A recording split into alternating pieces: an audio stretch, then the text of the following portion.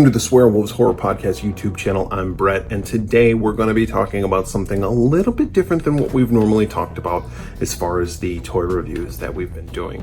Today we're going to be talking about the Todd McFarlane's Blair Witch from the Movie Maniacs line that came out in about 2001, I believe is the date. There was some other as you saw in the intro, there's some other figures in the line. There's also this other Blair Witch, this other version of that. This is not the one that we have.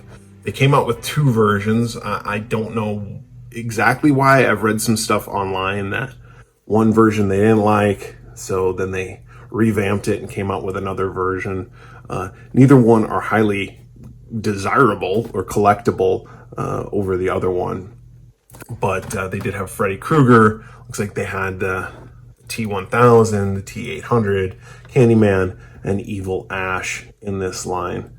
And then there was the Movie Maniacs with sound. These were 18-inch figures of Ash and looks like Leatherface. And then they also had a Jaws box set, which would be kind of cool to have. And then just advertisements for other Spawn series from the McFarlane line. Again, like I said, this is from 2001, and this is a Blair Witch. Now, if you remember, or if you were around, cognizant, coherent, back in 2001, Blair Witch was a huge movie right around this time. It was an independent film that came out, kind of the handheld perspective of the camera, of these three individuals who went out into the woods and encountered an unknown force that ultimately led to their demise. And it was like this found footage.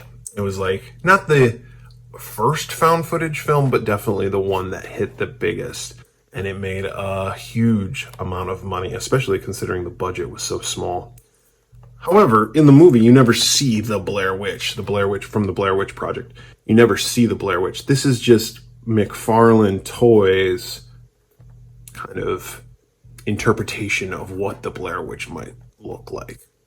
So let's get I just bought it not that long ago at a toy store here in Phoenix. It was $15, and I thought, I like these McFarlane Movie Maniacs toys. I got a couple of them, so why not pick it up? So let's unbox it and see what it looks like. All right, we got the figure unboxed, and this is what we have. Now, each of the Movie Maniacs line of figures come with a little display stand, which has a movie poster. Now, this one says Todd McFarlane's Blair Witch because this is McFarlane Toys, or Todd McFarlane's vision of what the witch might look like. But all of them have pretty similar bases for the movie posters, kind of these skulls, and it says Movie Maniacs, and it holds the poster. So those are kind of nice to have for display purposes. One of the accessories that this comes with is a bundle of twigs here, which you can see, which it looks like it might have Josh's teeth wrapped up in a little piece of cloth there. If you remember from the movie, Josh goes missing, and then they find a bundle of bloody teeth inside a piece of cloth. There's also this little stick form here. It's rubber, but this is kind of like the symbol that they keep finding in the woods that represents that the Blair Witch is near, or some trouble is going to abound. The witch also comes with a weapon of sorts, kind of this scythe, if you will, that she can hold. And we can put that in her arms here in just a couple of seconds. And then there's the witch herself. This is the tree witch, like I said.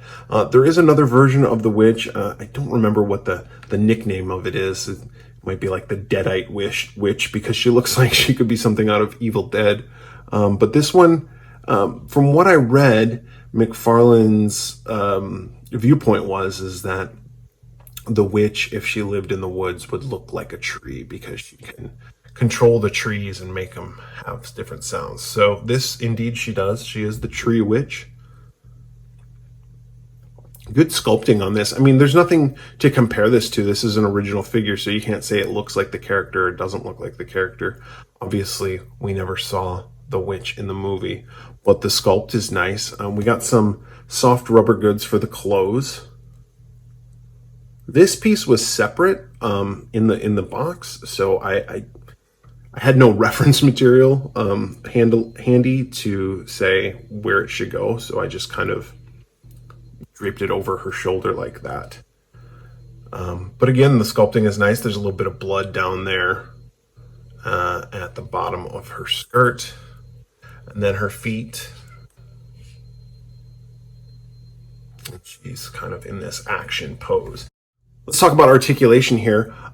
She has very little movement, actually no movement in her head whatsoever. So this is kind of the pose that you're stuck with. There is some movement in the wrist and in the elbow and in the shoulder, in which you can move a little bit on both sides. But her arm is bent here, so you can't pivot it back. There is movement in the legs at the hips. I'm not going to move that too much, but you can see, however, her legs are in a fixed bent position, and that is what you're stuck with. It's definitely a display piece. It's something that's more of like a statue or any type of diorama that you might have. It's a good piece. I'm glad I got it. Like I said, I like the Movie Maniacs line. It's not something that I particularly was dying to have, but as I said, I saw it was for sale, $15, picked it up. It's something good to have, and the thing about it is it's not something that I think a lot of people want, because again, this isn't a character. The Blair Witch was mysterious, and that's what made the movie what it was. Because you never actually saw the witch herself. So I think that making a figure for a character that you've never seen before is kind of a misstep in this line. Now, this was a series 4, I believe it was, release, so they had other characters that they had made. Maybe they were kind of scraping the bottom of the well, but there's a lot of other characters that they could have gone with instead of the Blair Witch. However, this did come out in 2001, which was on the heels of the success of the movie The Blair Witch Project. So to capitalize on that, maybe make a little green, they decided to come out with this figure. All in all, I would rate it probably a C+. The figure itself, if you're just into the aesthetics of the figure, that's probably an A. I really do like the figure. Accessory wise, it doesn't come with much. I mean, a weapon, these are the only two things that were actually in the movie. So whatever, the weapon, the clothes. I mean, it looks fine. It looks like a demon tree, but the figure sculpt and everything, A. The concept, probably F. So I'm going to average that out to be a C+, because that's how I do my math. Is it something that collectors should get? If you like the movie The Blair Witch or you like the Movie Maniacs line, go for it. Is it something that just anybody should pick up? Probably not. It probably wasn't successful, and that's probably why it was still in package and $15 at the store that I went to. So anyway, this is Todd McFarlane's Blair Witch from the Movie Maniacs line back in 2001.